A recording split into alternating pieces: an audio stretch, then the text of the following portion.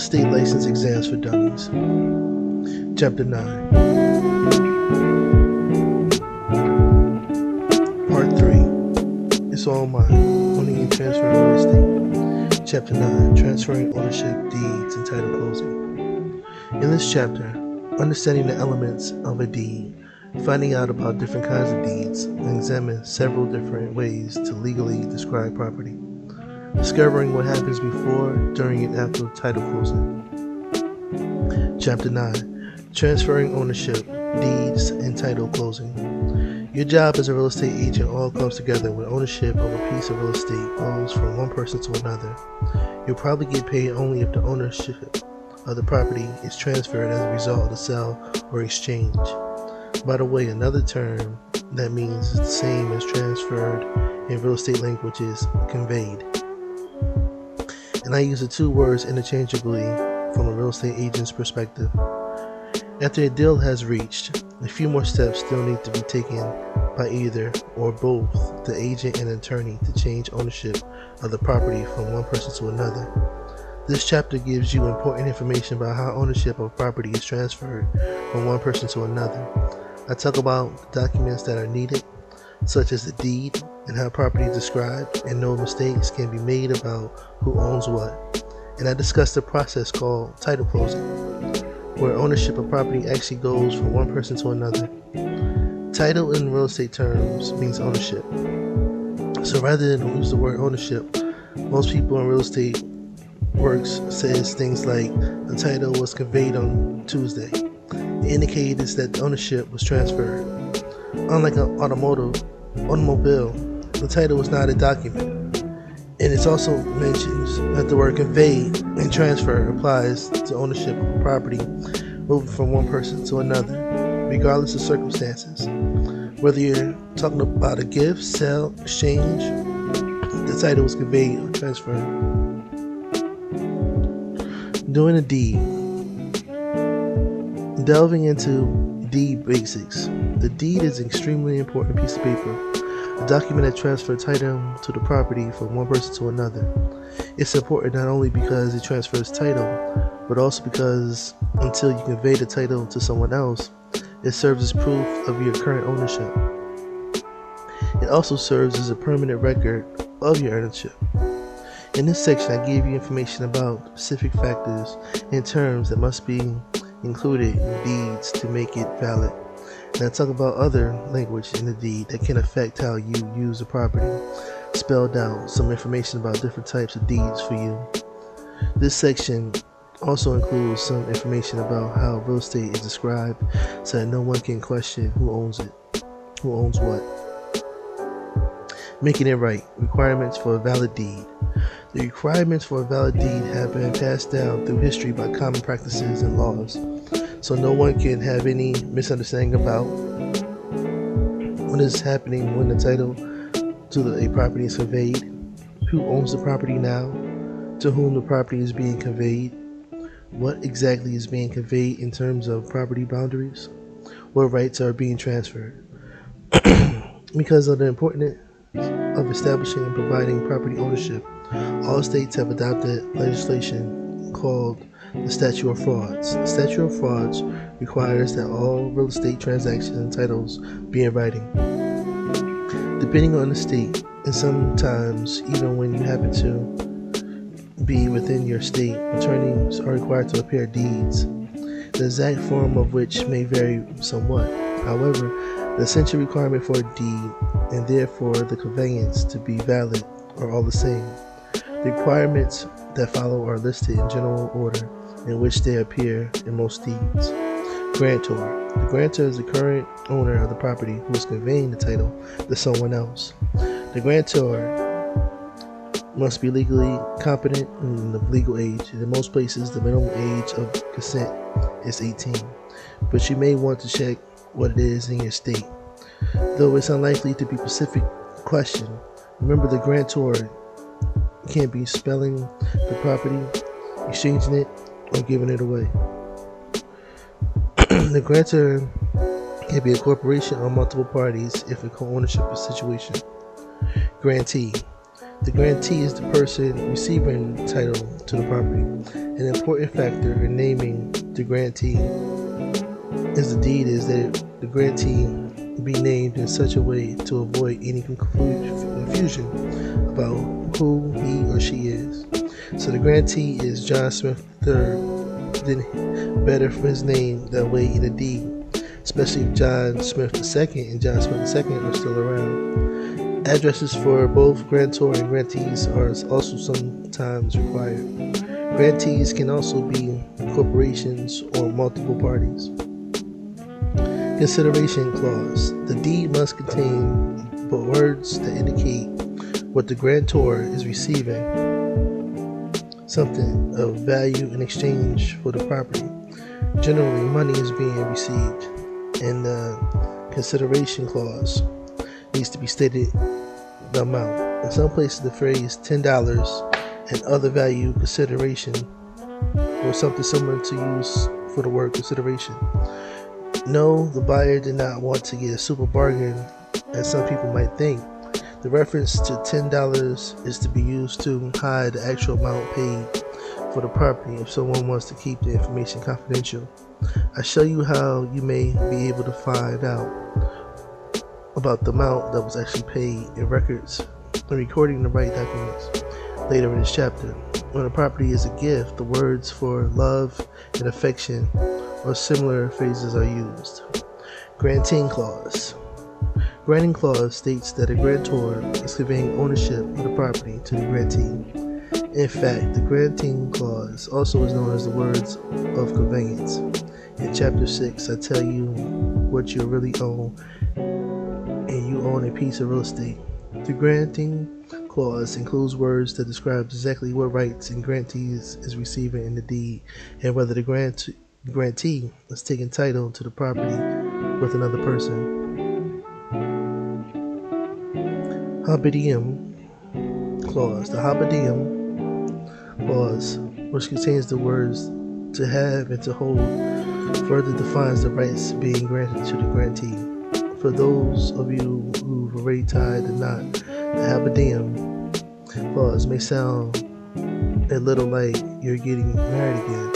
The words of a Habidiyam clause must agree with the words of the grantee's clause. The inclusion of a Habidiyam clause may vary from state to state. Legal description. I provide detailed information about different ways a property can be described in painting the right picture. Property descriptions and deeds later in this chapter. For now though, just think of the legal description in this section as wording that describe as designed to leave no doubt about the exact boundaries of the property being conveyed. Exceptions and reservations. In chapter 8, I give you information about the limitations that can affect how a property is used, though such things as a deed restriction and easement. This part of the deed is where those restrictions and limitations are described. Grantor signature. The grantor must sign a deed for it to be valid. Usually, if more than one person owns the property, all the owners must sign. In some states, a husband or a wife who owns a property by himself, he or she may have the spouse also sign the deed, even though the spouse doesn't have the title to the property. The attorney in fact can be permitted to sign the deed in most states. An attorney in fact is someone who is appointed by the power of attorney, which is a legal document signed by someone giving another person authority to act on his or her behalf. In this case, I sign the deed. This case signs the deed. The attorney in fact doesn't necessarily have to be a lawyer. In some states, the third party must sign a deed stating that the grantor actually is the person who signs the deed. If the grantor is a corporation, other rules may apply. A resolution by the corporation board of directors or a majority of the shareholders usually is necessary to convey property owned by a corporation. One or more duly authorized corporate officers must sign a deed. See chapter 7 for more about ownership by a business. Acknowledgement. Acknowledgement is the way of proving that a person who signs the deed is voluntarily and is in fact who he is or who she is. An acknowledgement normally is witnessed and attested to by the notary public, before whom we produce evidence of your identity and indicate that you are signing a deed of your own free will. Acknowledgement technically is not required for a deed to be valid. However, in most states, a deed without acknowledgement can be recorded in the Office of Public Records. You can find more about recording a deed and recording the right documents later in this chapter, but remember, it's usually not necessary to record deeds for the transfer of the title to be valid. It's an awful good idea, but not mandatory. Delivery and acceptance. The conveyance of a title to a piece of real estate has not officially taken place until the grantor delivers a deed and the grantee accepts it. The term passing title refers to the act of giving and receiving the deed. The date of transfer of ownership is the date the deed was delivered and accepted. An exception to the timing in some places occur when closing in escrow, which is discussed later in section. Closing in escrow. In this case, the title phase, when all requirements of the sale contract have been met, including the signing of the deed by the grantor and its delivery to the escrow agent. The deeds of the many. Examining various kinds of deeds.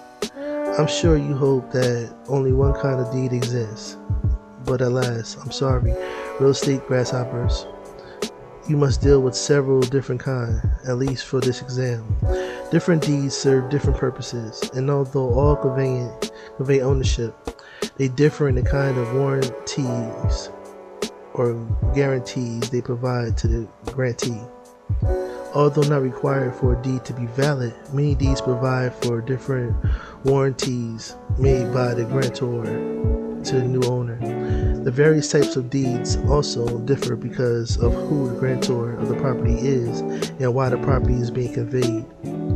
Ultimately, these factors are mostly the stuff lawyers relevant, but most states want their real estate agents to have at least a basic knowledge of the different type of deeds. You should check out the most common type of deeds using your state and find out whether they are names that differ from the ones I listed. You can get the information from your pre-licensed course, the textbook you use, and any handouts the instructor gives you. As you read this section for the exam, keep in mind that you usually can tell one type of deed from another by the different warranties provided and the different purposes for which the deed is used. In any state, test writers expect you to know only the basic information. You may have plenty of questions that you need to ask your lawyer, but don't worry about them for this exam. I'll list different type of deeds in this section that follows. Title insurance usually is purchased regardless of the kind of deed that's conveyed. Even when the guarantee receives a general warranty deed with all the guarantees back to the first owner, the title insurance assures the new owner that if a title problem ever comes up, the grantee will be protected and compensated. In addition, title insurance usually is required by the bank or lender whenever you borrow money through a mortgage loan to buy a property. For more, see Providing Marketable Title later in this chapter. General warranty deeds. General warranty deeds, which sometimes is called a full conveyance and warranty deeds, provide the greatest protection and warranties by the grantor to the grantee. The warranties, which are usually called conveyances, are listed here in the order in which they usually appear in a deed. Conveyance of cession. Would you believe that some people can't even agree on the spelling of this? Cession is the guarantee that the grantor is the owner of the property and that his rights to transfer ownership. Conveyance of quiet enjoyment. No, the warranty doesn't mean that your grantor promises the neighbors won't play the radio after 11 p.m. Quiet enjoyment means that the grantor guarantees that no one else can come along and claim ownership of the property. It also means that if a later party title claims is found to be better than the owner's title, the grantor is liable and must compensate the guarantee for any losses. Conveyance against encumbrances. The grantor guarantees that the title to the property has no encumbrances like an easement or a lien. Easements are rights to enable someone else to use some of the property, and liens are financial claims against the property. You can find out more about the encumbrances in Chapter 8. I only expect to this warranty are encumbrances that are specifically stated in the deed. Conveyance of further assurance. In this conveyance, the grantor promises to obtain and provide documents necessary to clear up any problems that come up with the title. Conveyance of warranty forever. This assurance sometimes is referred to simply as warranty forever. The grantor guaranteed to pay all costs to clear up any title problems in the future. A particular feature of a general warranty deed is that the warranty covers any title problems that may have occurred during the ownership of the past owners. The reason a general warranty deed provides the greatest title protection to the grantee is because the deed provides the most complete set of warranties, and the grantor is responsible for all previous owners' actions with respect to title problems. Special warranty deeds. Special warranty deeds contain two warranties. The first is the grantor has title to the property, and the second is the grantee that nothing was done to affect the title during the grantor's ownership, and if a problem did exist, the grantor will correct it. The difference then between a special warranty deed and a general warranty deed are the number of warranties and effects that the grantor takes responsible for things that happen only during his ownership. In some states, the special warranty deeds is known as a bargain and a sale deed with Conveyance Against Grantors Act. Because of the limited warranties, people acting as third parties, that is, they don't actually own the property, their conveyance sometimes use special warranty deeds. The executor of an estate, for example, uses a special warranty deed to convey property belonging to an estate or trust. Grant deed. Grant deeds are used in few states to provide limited warranties. The grantor guarantees that the property hasn't been conveyed to anyone else, and no encumbrances limited the use of the property except the ones specifically listed in the deed, and that if a grantor later contains any of the title to the property, it will be conveyed to the grantee. These grantees are limited to the period of time the grantor owned the property. The grant deed is used in only a few states, but if yours is one, you need to remember this information. Bargain and sale deeds. The distinguishing feature of this type of deed is that you have no warranties. That the grantor has full title to the property is implied. Essentially, it gives no protection to the grantee. This type of deed sometimes is used in foreclosures and tax sales. You can read about foreclosures in Chapter 15. Warranties can be put into the deed to make it similar to a special warranty deed, and in that case, it refers to the bargain and sale deed with Conveyance Against Grantors Act. Quitclaim deed. A quitclaim deed provides no warranties to the grantees and gives no implications of how much or how good the grantor's title to the property is. It conveys to the grantee only such ownership interests that the grantor may have. Quitclaim deeds often are used to clear out a cloud on a title. A cloud on a title is something that makes the title less than complete, and someone appearing to occupy the property without the ownership permission, or indicates that some other ownership interests may exist, like two parties abutting in a private road with claiming ownership of that road. Quitclaim deeds sometimes are used for uncomplicated transfers of property ownership within a family. Trust and reconveyance deeds. Trust deeds, which is sometimes called a deed of trust, or deed in trust, is used to convey ownership by a trustor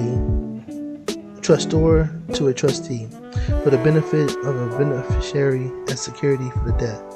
Here's an example. Party A, the trustor, borrows money from Party B, the lender, and then signs a trust deed conveying ownership of the property for which the borrow money to Party C, the trustee. A third party, The lender is the beneficiary. If party A pays all the borrowed money back to the lender, party C then reconveys the property back to party A. If party A fails to repay the debt, party C sells the property and gives the money to the lender to pay off the debt. On a related note, a reconveyance deed is used to reconvey title to the property from trustee back to the trustor after the debt for which the property is securely has been paid off. Trustee's deed. A trustee's deed is given by the trustee when ownership of a property held by a trust is conveyed. Say, for example, that a young child owns property held in trust until he reaches legal age. The trustee of a trust can use trustee deeds to convey the property to someone if the trust decides to sell the property. Court order deeds. Deeds often are issued as a result of legal proceedings. An executor deed, in this case, is the deceased person estate, and a sheriff's deed, in the case of sale of property seized by a local unit, a government, or a bank, are two examples of such court order deeds. State law establishes these deeds. State laws govern their forms, and I probably won't find many questions on your state exam about this topic, but you need to check it out just in case. Painting the right picture. Property described in deed. Describing the boundary lines of a piece of land as accurately as possible in a deed is extremely important. Why this is important is simple. When you get to the end of your land, you find yourself about to step into someone else's land. Contrast that with owning a car. I know that my car looks like, and I know where I parked it. No doubt exists about where the car begins and ends. Not so real estate. By the way, though, this section I use the term land, property, and real estate interchangeably. Property descriptions of the kind we're talking about and the kind of typically used in deeds are described in the boundaries of the land, but don't include any descriptions of the building on the land. All property owners would want to know exactly what they own, but it's especially important because any government land use regulations that govern what you can do with your property involved in the size, shape, and boundary lines of the land. Read more about this in Chapter 8. Accurately describing the property is equally as important as transferring the title from a person to another. The grantor needs to know exactly what he or she is selling, giving away, or exchanging, and the grantee needs to know exactly what he or she is getting. The property description usually is referred to as a legal description of the property. Legal descriptions are prepared in one of the three standard ways, and I describe in this section. A few math questions that relate to the property description may be included in an exam. I also discuss the measurements of evaluating for property descriptions, and includes you in the two ways that you can describe the property. The three systems of preparing a legal description can be used anywhere in the United States. Some parts of the country rely more heavily on one system than the other. Exam writers like to ask about all three systems regardless of what state you're in, but they'll probably emphasize the system used in your state. So study all three systems, and especially your local system of legal description. No one is trying to turn you into a land surveyor. The professionals who survey the property, locate the property boundaries in the ground, and prepare these legal descriptions. Exam questions tend to be recognizing types of questions, and that the types require you to be able to tell the difference between the characteristics and key definitions of each system of legal description. But the questions can be a little more detailed. I go over this in the following section. Meeting your boundaries. The meets in the boundary system. The meets in the boundary system is a legal description of the specific location, distance, and compass directions to describe the boundaries of a piece of property, stating at what is known in the place or point of beginning. Description follows a line or conveys or curves in a specific direction for a precise distance to another. In a point of direction change, the boundary lines is that laid out against the specific location for a piece precise distance. A simple meets and boundaries description might then read, from a place or point of beginning 100 feet north to a point, then east 100 feet to a point, then south 100 feet to the point where 100 west to the piece of a point begins. For fun, try drawing this description with a pencil and paper. Remember that when laying out a property like this, as you face the paper, north is up, south is down, east is to the right, and west is to the left. What you end up drawing is a square.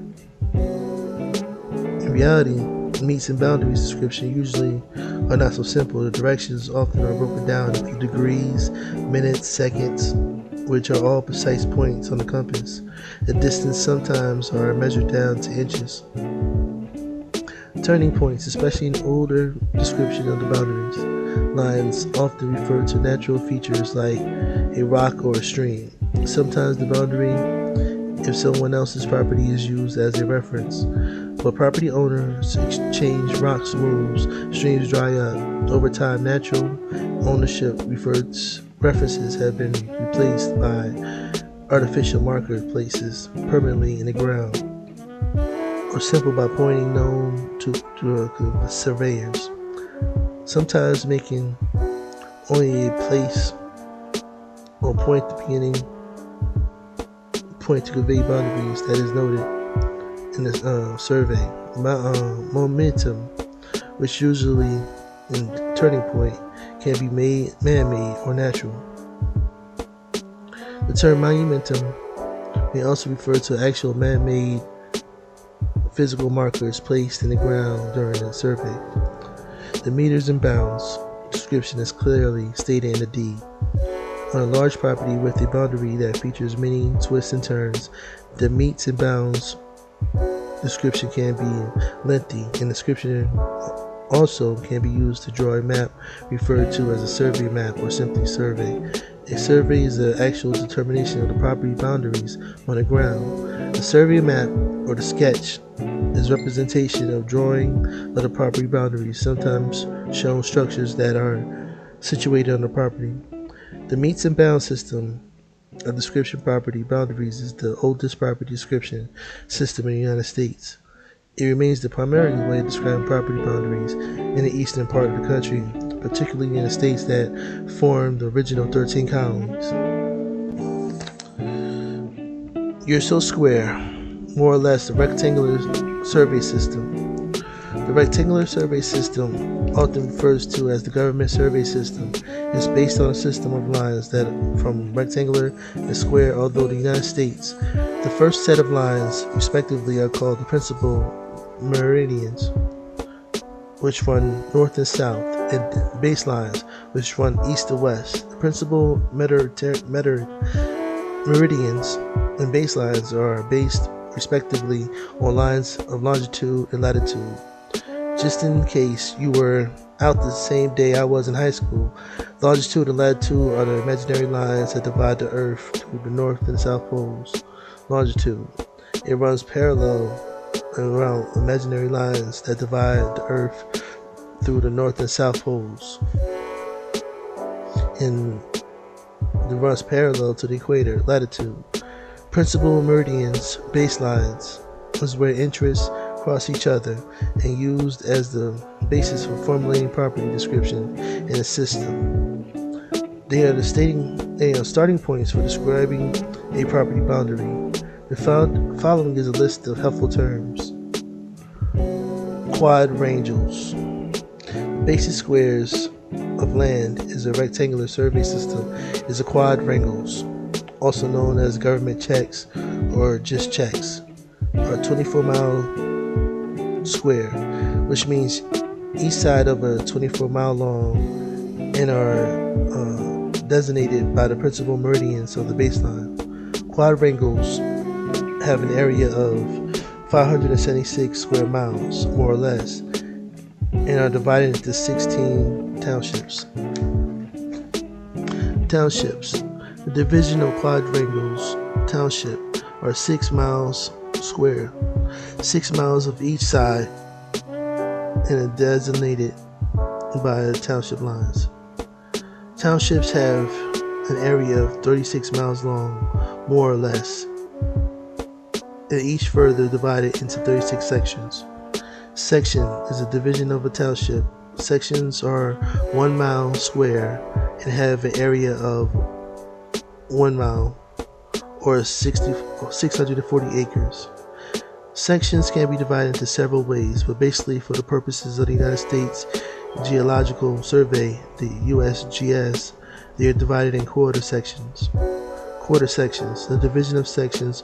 Quarter sections are formed by dividing a section into the fourth and are delineated by the direction of the center of the sections: northwest, northeast, southwest, and southwest.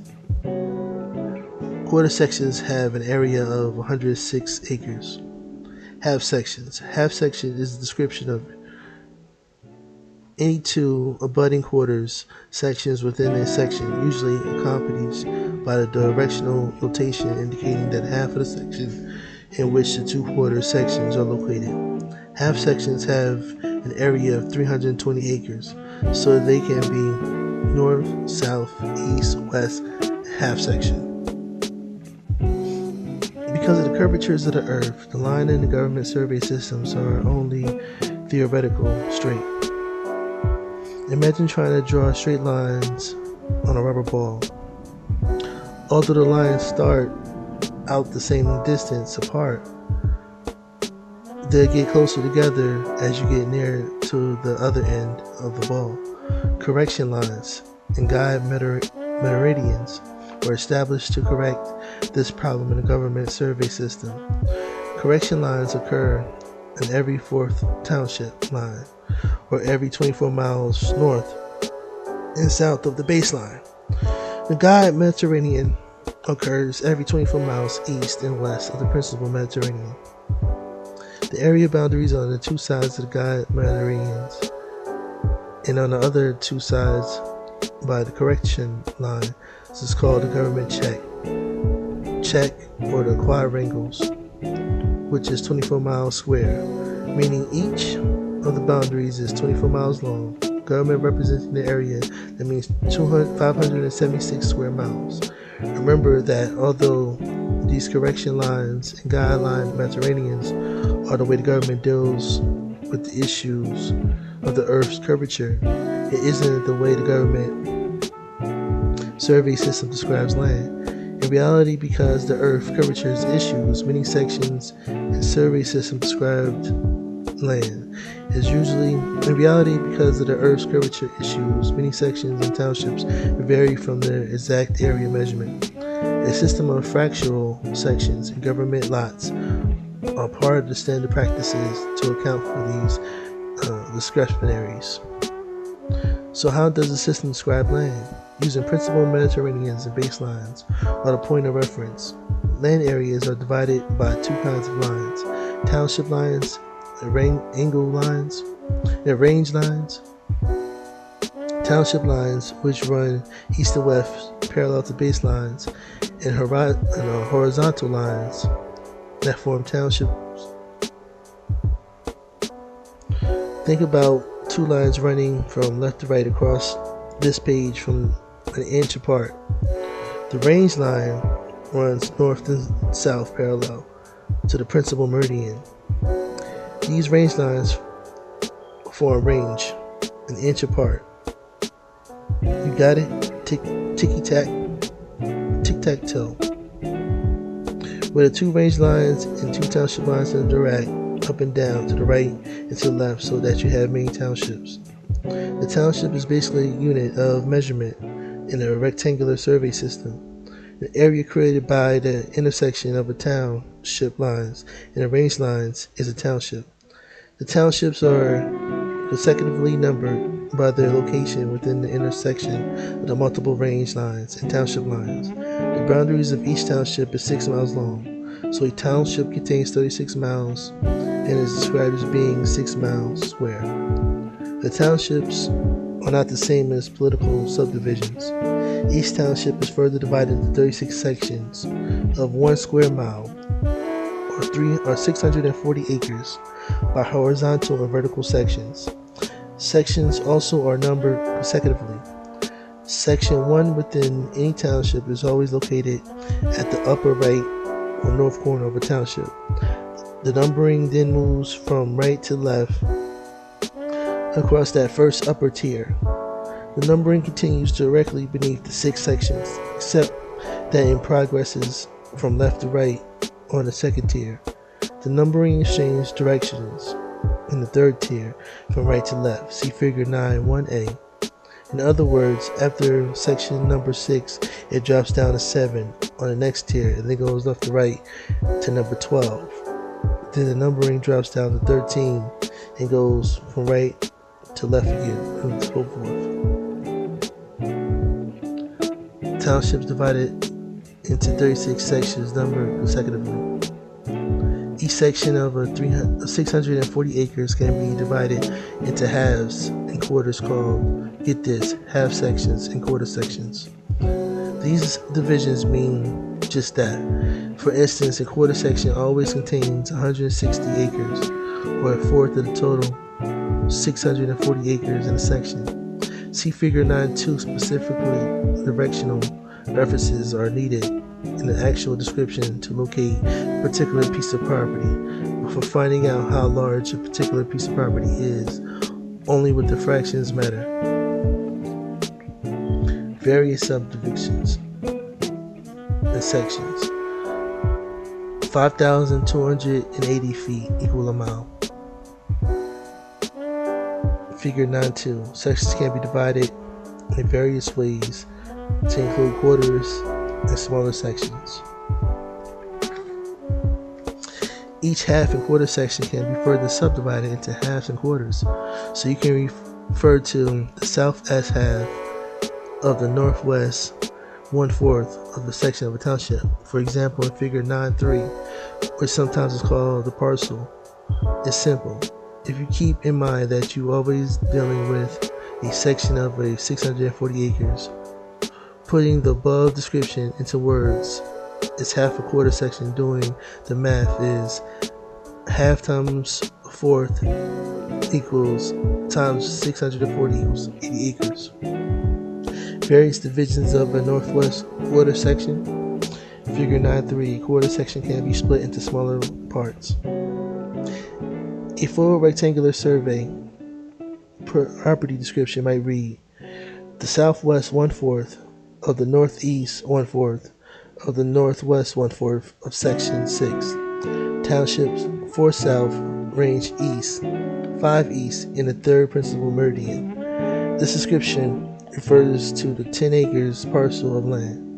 The description probably would include a state and boundary in which the property is located and use abbreviations, so that the example township 4 south would be T4S. Whenever properties have irregular boundaries, the land may be further described using one or two other systems described in the section. School days. When a township was laid out into sections, the town fathers and mothers wanted to make sure that the land would be available for public purpose, in particular schools. You know that mothers and fathers are when it comes to their kids' education. Well, anyway, section 16, a little north and west of the township center, refers to 9.1, was designated for school use. Parents thought a central location made better schools for a little easier for the students. If any income was derived from the land in section 16, such as lumber sales or rents, for these went to support the schools. Section 16 of the township therefore became known as school section. You're likely to see at least a few questions on the calculator or calculating the area of part of the section, and you'll also see questions about terminology and some of the measurements that the rectangular survey system uses. You may even see a section or two about numbering system used for sections. I've included samples of these types of questions and a review question at the end of the chapter, as well as for a practice exam at the end of the book. Because the rectangular or government survey system was instituted when the United States was a brand new country, it was used to describe most of the land west of the original 13 colonies. So most of you are likely to see some questions about this system. Block party. The lot and block system. The last of the methods of preparing legal and property descriptions is known as various names, including the lot block system, the recorded plat system, and the recorded map system, the lot block tactic system, and recorded survey system, and the field map system. You can find out the names commonly used in your area when you take the pre-licensing course. Regardless of which name you use, the essentials are the same, and it's a system that usually uses in conjunction with a new subdivision or a large piece of property that has been divided into smaller pieces, usually to sell or develop separately. A map or plat or something plat map, they are all the same. Don't you wish these guys could agree on what they're calling things? Of a subdivision is created showing that the boundaries of each unusual numbered lots and parcels of the land. If the subdivision is large, it may be divided into blocks or sections, each of which is then divided into lots. For example, you can have Lot 2 and Block 1, or Lot 5 and Section A. In a very large subdivision, you might see all three terms used, but the subdivision was first divided into sections, and then those sections divided into blocks, and then those blocks divided into lots. Each lot is a meet and bounds description on it. See meeting your boundaries and meets block systems early in this chapter. This method is the only way a survey can look at a map and lay out the boundaries of a property that's actually property. So in reality, the lot and block system is a hybrid that makes use of another system. After the survey draws the map, it must be filled in a public record office. The property owner's attorney or surveyors usually files the map. If the maps were a new subdivision, then the local zoning, planning, and other government officials will already have approved the subdivision. The records office goes by various names in different states and locales, but in generally, it's part of the county or local government. The map is filled in with the county or municipal in at least one state where the property is located and is kept in file on the public record. The filer is given a record to the filing that included the filing date and may be marked with a specific reference number given to the map that refers to the document. What type of document is that? The book, sometimes called the liber, which is Latin for book, in which is kept, and the page number and the reference number. People helps everyone who wants to locate the map in the records office. Now has to work to provide a legal description. Says the survey a property. As an example, buyer A wants to buy lot 3 in block 2 of a subdivision. I've been talking about which of the ways it happened in the name Mary subdivision later after the subdivision's developer's daughter. Don't laugh. That sort of thing goes on more than you think. So now the developer has a deed prepared that includes a property description. There be something like Lot 3, Block 2 on the final plot of Mary's subdivision, filed in the Office of the Land Records of Washington County, State, as a plot map numbers 1, 2, 3, 4, 5, filed on May 15, 2017. Slight variations may occur in these descriptions, but you get the idea. All these descriptions always refer back to that recorded plot map. If you've been following this explanation, you may have figured something out. Because the lot and block system and the meets and bound systems are used all across the country, if the property you're describing is located in a part of the country that also uses a rectangular survey system, the property is being subdivided into several lots. You can end up with a description that refers to a rectangular survey system and then filed map. In a filed map, which is prepared using a lot and block system, also includes meets and bounds descriptions of each lot and the subdivision written right on the map of the subdivision, even though the deed would use the lot and block numbers to describe the property. Taking it up or down a notch, measuring elevation. In surveying work, and in particular property description, measuring the description space as up in the air and describing the area below the ground surface for surface rights sometimes is necessarily the property owner can sell or lease your air rights or airspace over your land on the building. For more about air and space and other ownership rights, see Chapter 6. Datum is a point line or surface from which elevations are measured. Elevations is the vertical measurement either up or down. Datums for the United States is different by the USGS as the mean sea level in the United States harbor. Individual cities, however, may establish their own datum. Benchmarks are permanent markers established by the federal government to aid surveyors in their work. They exist throughout the United States. Benchmarks are known as reference points from which surveyors can work to establish property boundary lines. They are used primarily for ground level locations and distances and directions for property lines, but they are also used together with a datum to measure elevation. For example, a due and condominium description. Don't do that. Illegal ways to describe property.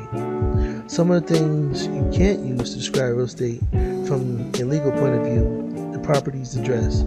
The address is not a considered adequate description for the property for which a legal perspective or for the use of the deed. For one thing, it doesn't specifically the boundaries of the land, and for another, in many areas, vacant parcels of land in particular don't have addresses. Addresses are used and are accepted for documents like leases in which a precise location of the land is not necessary. A tax assessor parcel number. Because many assessors use a system to identify properties that look similar to the recorded plat map system, tax assessor's lot, block section, and parcel numbers can be confusing. An assessor's parcel number, however, can change from time to time, and therefore they don't provide consistency over time. The map sometimes contains property size and general boundaries measurements but don't usually have detailed boundary descriptions of the meets and bounds descriptions provided for. More about tax assessments, see Chapter 6. Getting closure, title closing. Title closing is a point of time during the real estate transaction when all of the businesses of transferring ownership of a piece of property is finished and the title to the property is conveyed by the grantor to the grantee. The title closing can either be a relatively simple process or extremely complicated. Complications often crop up because of problems with the title to the property. In the world of real estate exchange brokerages, problems at closing can be the result of something so trivial as the owner of the property not mowing the lawn just before the closing. This section is not about those kinds of problems. Instead, it's about issues that can occur with the title of the property. This section deals with activities that take place before, during, and after the closing. Closing generally are similar from one state to the next, with the exception of places that close the title and escrow. Other subtle differences may exist regarding who pays for what in terms of various fees associated with the closing. So you need to look at any major differences between a typical closing process that are described in this section and in particular states and practices. In addition, I'll point out specific situations that are likely to be different from state to state. Nearing the finish line. Before the closing, let me give you a timetable here to put this section in perspective. Typically, after all of the looking and talking and negotiating, When a buyer and seller agrees on all the terms of sale, especially the price, they sign a sales contract. Essentially, the seller, grantor, agrees to sell a property at a certain price to a buyer, guaranteed. For more about sales contracts and other types of contracts, see Chapter 11. A number of things happen between the time of sale contract is signed and day of closing, when transfer of ownership of the property actually takes place. Activities after the contract is signed but before closing usually have to do with satisfying the terms and conditions of the contract and any terms and conditions the lender may set whenever a mortgage is involved in the transaction. One main thing that occurs during the period between contract signing and closing is a title search, which is a look at the records of a title transfers between previous grantors and grantees to determine whether any prior claims are on the title to the property. Proving marketable title. A typical real estate sales contract requires the seller to convey marketable title to the buyer, which means that the title must be free from any reasonable doubt as to whose owner is and free from any defects in title itself. The objective of establishing a marketable title is to prove that no clouds are imminent clear titles to this property. A cloud on the title is something that casts doubt on the grantor's ownership of the property. Although strictly speaking, it doesn't constitute a cloud on the title, clear title has been expanded to mean no problems such as illegal structures or unpermitted improvements to the property. Different ways the grantor may prove marketable title vary by state and even vary by areas within the state. Check out what the state commonly practices is. In general, though, the proof of a good title can be accomplished in several different ways. Here are descriptions of the four most common ways. Abstractive title. An abstractive title is a report of what was found in the title search, which is a search of essentially all public records related to the property title, such as the previous deeds and liens. You can read about liens in Chapter 8. These records are usually found in the county recorder's office or land records office in the county in which the property is located. Although anyone can search the public records during the title search, an abstract or someone who is searching through the title records or attorney researches the chain or history of the title from one owner to the next, looking for gaps in ownership or other factors that may appear to cast doubt on the validity of the current ownership's claim to the property. An extract of title then is given to the buyer's attorney to examine. When a buyer's attorney is satisfied that the seller has marketable title and issues attorney opinion on title, the closing can proceed. Although you won't be doing a title search, these are public records and as such can be examined by anyone. So expertise is needed to look for the title issues in the deeds and related filings like liens. But you can look through previous ownership of the property simply by working backwards from the current owner. Smith, the current owner, is a grantee from Jones to grantor, but the deed back Jones becomes a grantee from the previous owner, and backwards in time you go. Certificate of title. Certificate of title is similar to the attorney's opinion of the title and can even be prepared by an attorney. It also can be prepared by a title company or an abstractor, the person who actually prepares the abstract. The certificate of title is an opinion about the validity of the title, but not a guarantee of title. In this way, the certificate of title is similar to the abstract and attorney's opinion of the title, because it doesn't protect against ownership's claims that may not be in the public record. In issuing a certificate of title, the attorney examines the public records, but no abstract of title is prepared. Title insurance. Title insurance can be purchased on its own or as a supplement to an attorney's opinion of a title or certificate of title, normally issued after the title search. The title insurance provides protections for the buyer, depending on the new owner, of any future claims is made against the title of the property. In any case, there is a mortgage loan involved. The lender requires a title policy that at least covers the lender's portion of the purchase price. This coverage is called the lender or mortgage policy. The owner may want to obtain an owner's policy by covering his or her interest in the property. Title insurance conveys various defects according to the law of the state in which the company issued the policy. The American Land Title Association sets standards for standard and existing coverages. Standard coverages policies insure against things like forged documents, improper delivery deeds, incompetent grantors. The standard policy is based on what is found in the public record. The extended coverage policy, in addition to the coverage as the standard policy, insures against defects that may be found by an inspection of the property, such as someone claiming ownership or rights to the property by virtue of their use. For more about adverse possession, see Chapter 10. A title company may pay the owner of the property on the claims and then purchase actions for damages against their other party.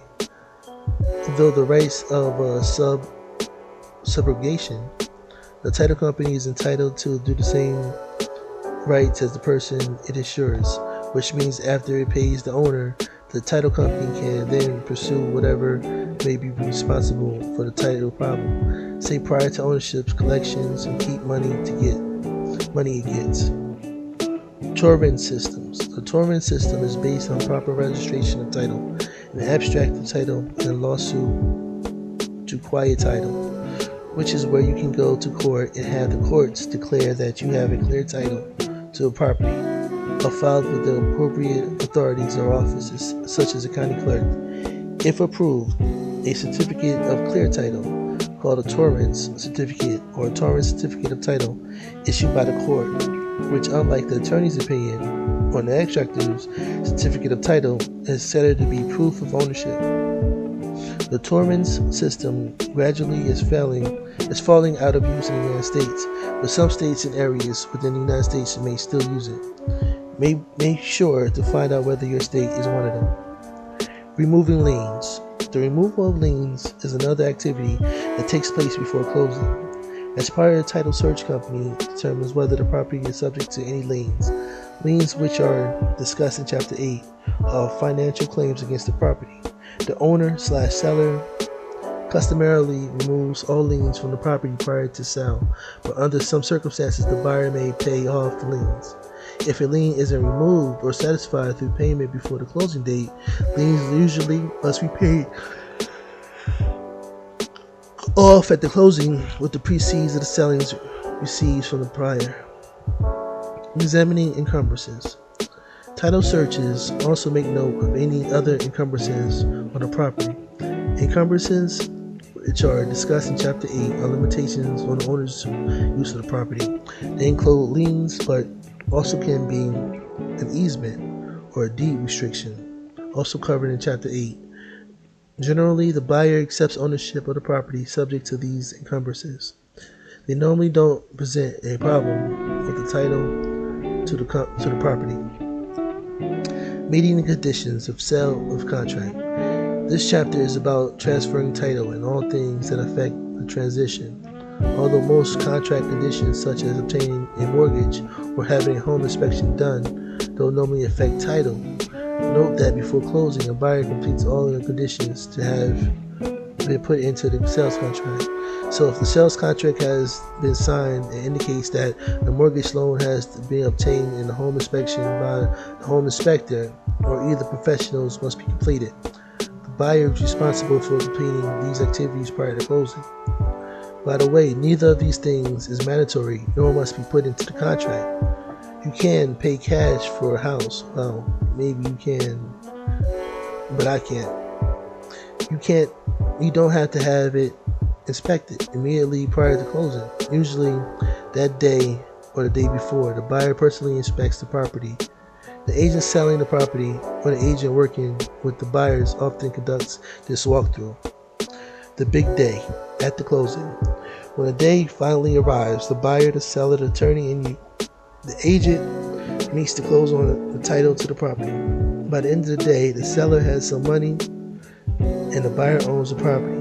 The people who come to the closing, the roles they play, and specific activities and papers that are designed vary greatly from state to state and even from area to area within the state. I discussed that people's role, activities, and documentations that are the most important in common because they are what the exam writers like to ask about. RESPA and the TILA, the Real Estate Settlement and Procedures Act. The RESPA has to do with closing on the mortgages, which happen to be the closing. That simply means signing all the paperwork necessary for the bank to give you, the buyer, the money that you don't have for very long because you give it to the seller and for you to give them the mortgage. You can find out everything you need to know about mortgages in Chapter 15, where you can read about the Truth in Lending Act, TILA, which governs certain aspects for consumers lending. Both of these acts are designated to protect consumers who borrow money. The RESPA is a federal law designed to protect consumers who borrow money through a federally regulated mortgage loan. Loans that are sold on the secondary mortgage market, which you can check out in Chapter 15, to buy residential properties, including condominiums and cooperative apartments. Some of the activities required by the RESPA and the TILA take place before the closing. Specifically, provisions of the loan estimate form to the borrower.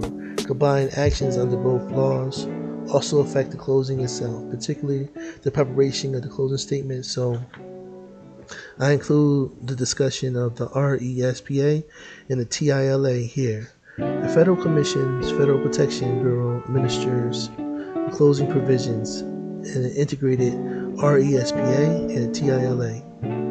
It has 4 distinct requirements. Required reading. The HUD booklet, Buying Your Home, Settle Costs, and helpful information must be given to anyone applying for a mortgage loan. Estimated cost. The lender must give the borrower a loan estimate of all the costs associated with the mortgage no more than 3 days after receiving the application.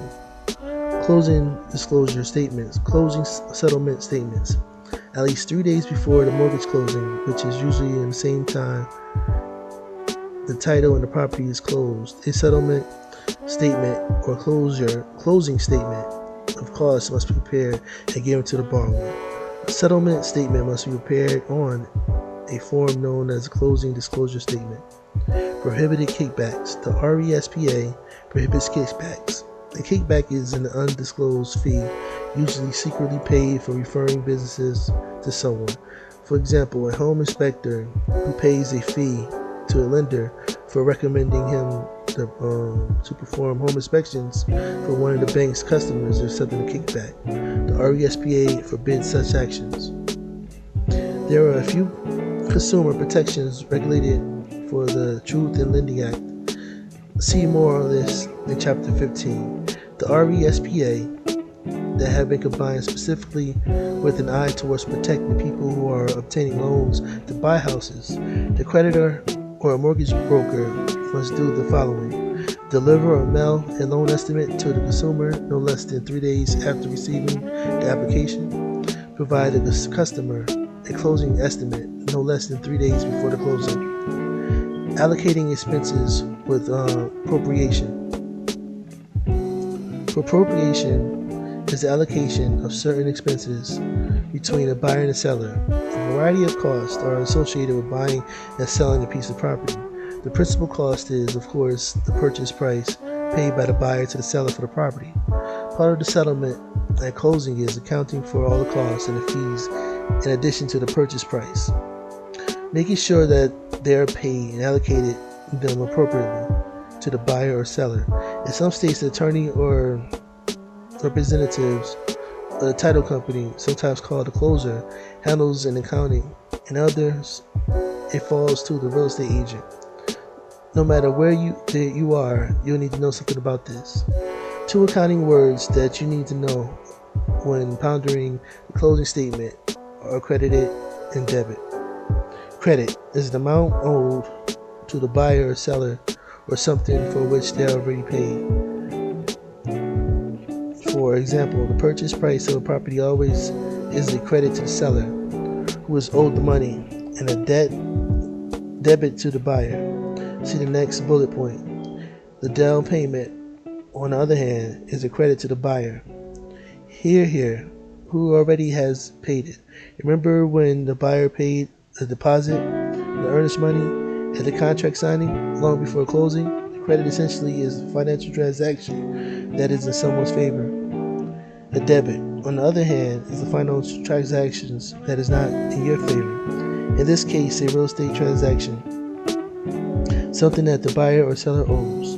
So purchase price of the house is a debit to the buyer because he owes it to the seller. If encumbrance with the existing mortgage loan on the property, the seller must pay off the mortgage at the closing. So it is a debt to the seller, but of course not accredited to the buyer because it's paid to a third party, that's being the bank. Various fees and charges differ from state to state in several ways. Even local differences exist as far as what fees are owed and amounts charged, whether the buyer or seller is responsible, and whether the fee is actually paid. Although it can't guarantee it, you probably won't see any questions on specific fees and charges, but just in case, I give you a list of the most common ones so you have some point of reference to get the additional information you need. Attorney's fees, appraisal fees, broker's commission, loan fee, recording fee, survey fee, tax and insurance reserves, title expenses, transfer tax. Although this list is fairly complete, your state may have specific fees that are required, or a particular type of transaction may involve additional fees. The fees and charges are accounted for within the closing statement as a debit and credit according to who pays and who is owed. 2 types of payments and costs that are allocated between the buyer and the seller at the closing are accrued items and prepaid items. An accrued item is one that is owed by the seller but is paid by the buyer. Real estate taxes that are paid in arrears after. As an example of an accrued item, the seller lives in a house where the real estate taxes are due December 30th. In the entire previous year, the situation is which the taxes are being paid in arrears. The seller transferred title to the house on June 30th, but has paid no taxes yet for the year. Even though the seller has the benefit of living in the house for 6 months, the buyer has to pay the full year's taxes on December 30th, but has lived in the house for only 6 months. Not fair, you say. And you're right, the taxes are prorated items at the closing, meaning that the seller and the buyer have to share the costs and payments according to who paid and who used the property.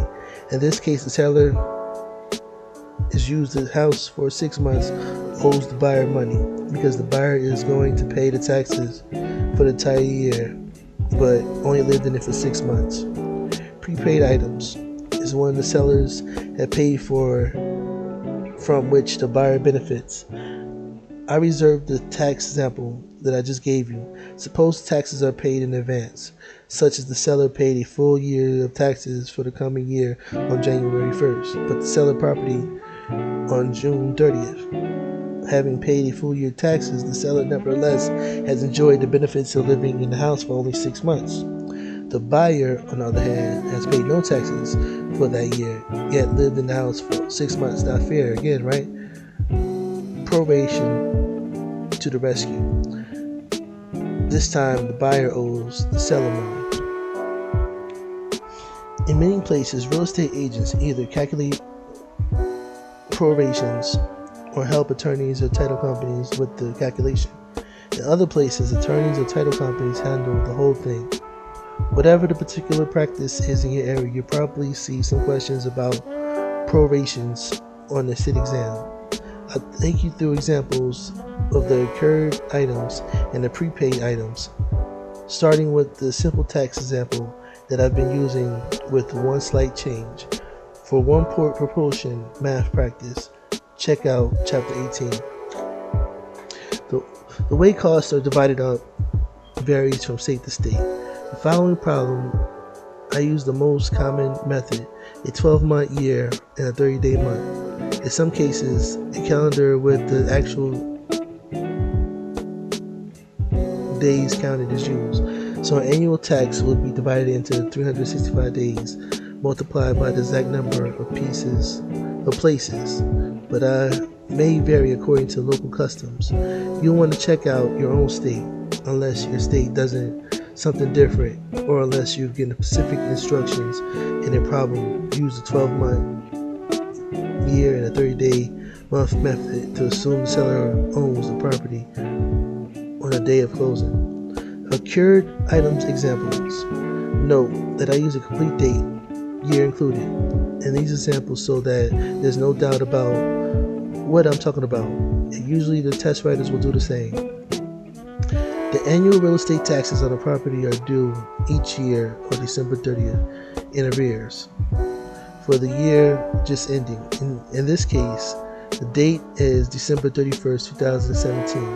The property is sold on June 1st of that year, June 1st, 2017. The taxes are $1,200. Who owes what to whom? First of all, you know that the taxes are paid for the entire year or annually in one payment. Then you know that they're paid in arrears, which means use the first and the pay after at the end of the year.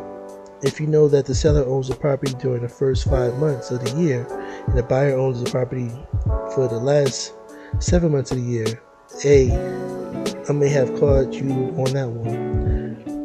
Look again at the closing date. The math is pretty straightforward. 1,200 divided by 12 equals $100 per month in taxes. $100 times 5 months that the seller owned the property is $500. $100 times 7 months that the buyer owned the property is $700. Because the buyer owns the property on December 31st, 2007, therefore has paid the full $1,200 in taxes for the entire year of all 2017. The seller owes the buyer $500 for the period of time the seller lived in the house. Therefore, the $500 is credited to the buyer and a debit to the seller. This appears in the closing statement, and then $700 is not included in the closing statement because it doesn't occur until after the closing, when it becomes a debt of the buyer, who of course has to pay the $700 plus the $500 to the city for the taxes for the whole year. Prepaid items example. Taxes on the property are paid in advance on the year for which they are effective, due January 1st of that same year. In this case, the date is January 1st, 2007. The property closes on August 17th. Taxes are for $3,036 a year. The seller will be charged for the date of closing. Who owes what to whom? The problem tells you that the taxes are paid once a year in the beginning of the year for the whole year ahead. That year is used on the property is divided between the buyer and the seller, who shares the tax payment.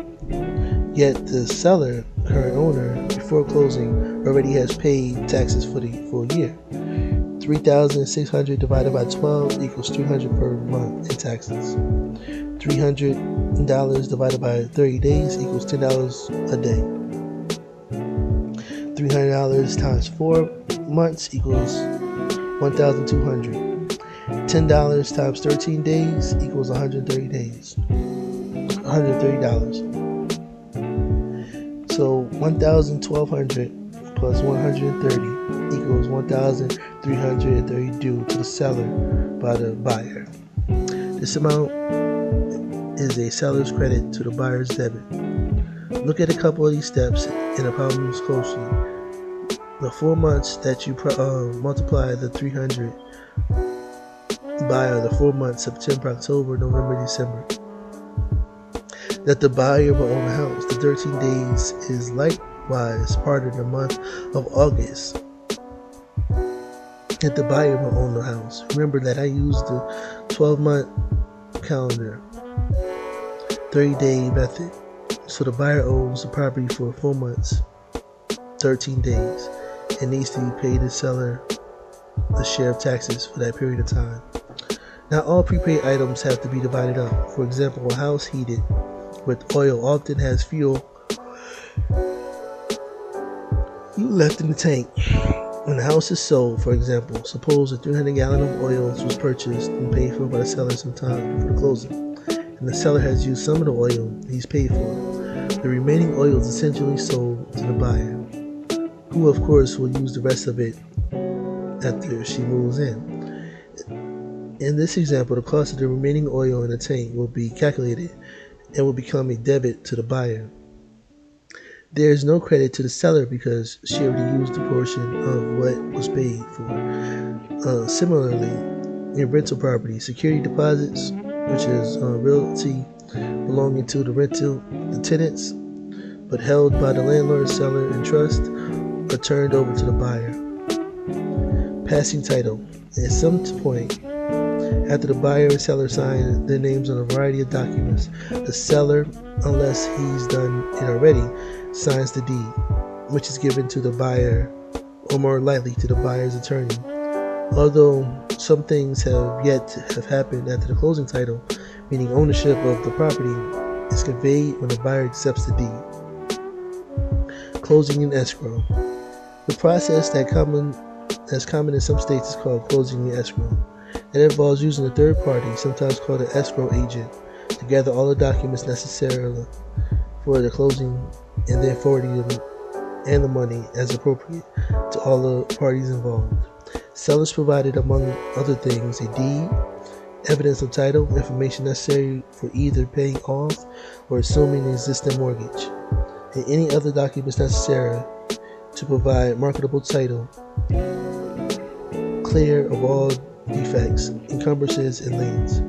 The buyer provides funds for the purchase, mortgage loan documents if any are required, the hazard or any necessary insurance policies. Escrow agents may be attorneys or representative of the title or an escrow company. Real estate brokers can often offer escrow services, but not in transactions in which they're directly involved. State specific. You should find out if your state is one of where closing in escrow is typical. If so, you may want to learn about who can be an escrow agent, what the requirements might be, and any other information that might make for the test question or two. And little paperwork.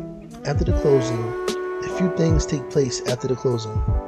Although ownership of the property changed from seller to the buyer at the closing, the final closing statement needs to be prepared, and a variety of documents need to be recorded. Preparing the final closing statement. Although the closing disclosure statement would have already been delivered to the borrower, until the closing is complete and the final costs are allocated, the final statement can't be prepared. The most common form of closing statements for residential properties is the closing disclosure statement, required under the combined TILA-RESPA disclosure rule, which is prepared at or just after closing. Copies of the statements are sent to the buyer and to the seller, along with many other necessary documents. Closing statements can be prepared by anyone with all of the appropriate information, but typically the buyer or seller attorney or the title company prepares the closing statement. It's primarily a financial document stating who owes what to whom and who has already been given money that will be distributed. Typically, deposit money when the contract was signed and being held by the attorney and the real estate broker. Recording the right documents. The act of recording the transaction between documents is the final step in the closing process. The documents are recorded at the appropriate government office that is designated for the purpose. Documentation of real estate transactions usually take place in the county level, meaning that you file documents in the county where the property is located. You need to find out the name of the office or department where deeds and other such documents are filed in your location. Typically, the title company files the documents, but it could also be handled by one of the attorneys or anyone else connected with the transaction, for that matter. All documents related to the interest in the real estate needs to be filed. Deeds, mortgages, liens, long-term lease, usually more than a year, the easements and typical documents that are recorded. The act of recording provides what is called constructive notice to the public. Constructive notice provides an opportunity for anyone who's interested in researching the records. These public records provide parties who have an interest in the property in some way, brokers, attorneys, abstractors, and the public, an opportunity to investigate the ownership of the property and the possible encumbrances on the title. Recording usually involves payment of a fee, or sometimes two, usually for the act of recording itself. Perhaps $1 a page or something other amount is charged for actually processing the documentation. In addition, the recording office may also be the office to which the state and sometimes local transfer taxes are paid. The state transfer taxes is mentioned in the list of possible closing costs and allocating expenses with appropriation early in this chapter. You definitely want to find out whether your state charges a transfer tax or real estate transfers and or a mortgage recording tax and how much they are, particularly the real estate transfer tax. These taxes usually are based on the sale price of the property or the amount of the mortgage loan. In some cases, states have created surcharges for high-value property sales. Local municipalities, on occasion, also have created their own transfer tax. By prepared for the math questions or two on the subject of recording, I'll take you through a couple of examples. Say, for example, the deed transfer tax in your state is $2 per $5 of sale price, meaning that every $500 encumbrance of the sales price, you have to pay $2 tax and transfer. So the sales price of the property you own is $1,000, you pay $4 in transfer tax. But if the sales price of the property is worth $255,000, how much would the transfer tax be? The answer is $255,000 divided by 500 equals 510.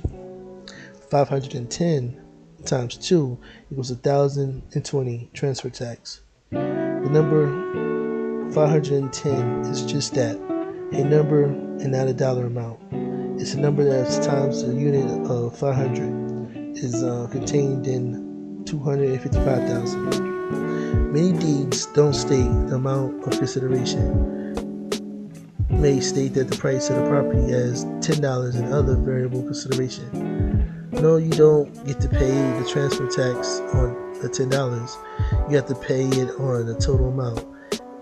And that leads to the neat trick you can use when you want to know what your brother-in-law paid for his house, but he won't tell you. Take a look at the next problem, which was reserved for the earlier example. I'll do the obvious example first to show you where I'm going. If you look at the transfer tax on a piece of property to find out it's $2, and based on the transfer tax rate you've been seeing using the $2 per $500 of value, the value of the property is $500. So you're going to the county clerk office and find a deed to your brother-in-law's property. And although he doesn't tell you how much he paid for it, you can find out he paid $1,020 in transfer tax. The amount of transfer tax paid usually is the matter of public record and often is noted on either the deed or the attached documents. Because you know the transfer tax rate is $2 per $500, but the sales price, you can calculate what he paid for the property. $1,020 divided by 2 equals 510. 510 times 500 equals 255,000 sales price of the property. You see, all you did was find out how many units of the $2 were contained in that 1,020 total transfer tax that was paid. And because each unit of the $2 represents $500 of the total sales price, final steps is to multiply. If a mortgage is being assumed, that is, the buyer takes over the existing mortgage of the seller, and the amount of the mortgage balance may be subtracted from the sales price of the property in calculating the transfer tax.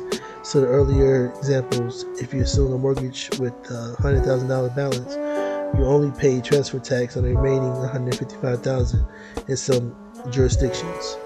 And that was part 3. It's all mine, the transferring of real estate.